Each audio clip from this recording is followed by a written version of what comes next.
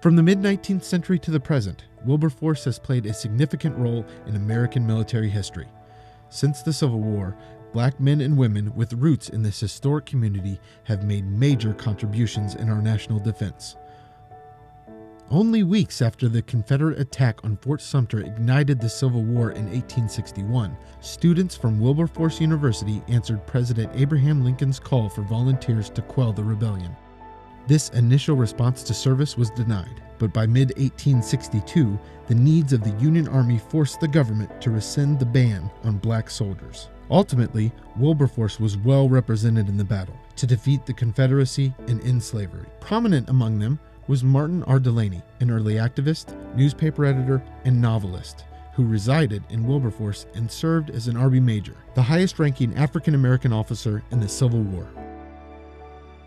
African Americans are allowed to play a military role until 1863, after the Battle of Antietam, which also ties into the announcement of the Emancipation Proclamation.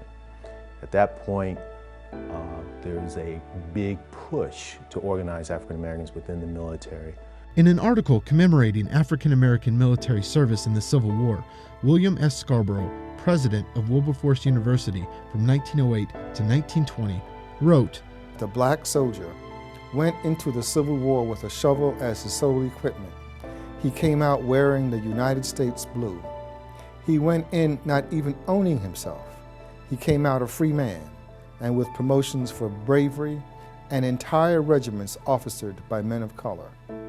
To pass in less than 4 decades from the slave to the commander, from the ditch to the head of a regiment, from spade to sword, is no short step for any race." In 1894, President Grover Cleveland authorized the Secretary of War to designate Wilberforce University as a school for military training and appointed Lieutenant John H. Alexander, the second African-American graduate of West Point, as Professor of Military Science and Tactics. The military department was located in Galloway Hall for many years. This was the first military science department granted to a historically black college, and that legacy continues today as the Reserve Officers Training Corps, ROTC, at the Central State University, also known as the Marauder Battalion.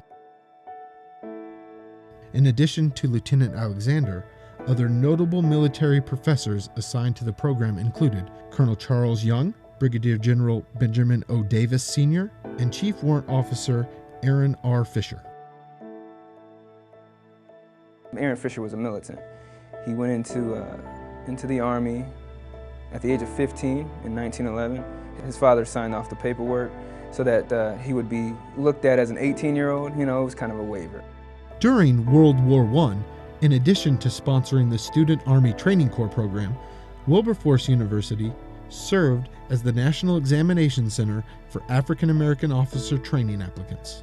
With the outbreak of World War II, the United States government chose Wilberforce as one of only a few institutions to offer the Army Specialized Training Program. At the height of the Second World War, the ROTC program, as it was known after 1922, was expanded and the Enlisted Reserve Corps established so that over 370 students were enrolled in the training program. Wilberforce graduates recognized for their accomplishments include Fred Sheffey and Frederick Lay, both of whom achieved the rank of general. Charity Adams Early served as the first African-American officer in the Women's Army Air Corps.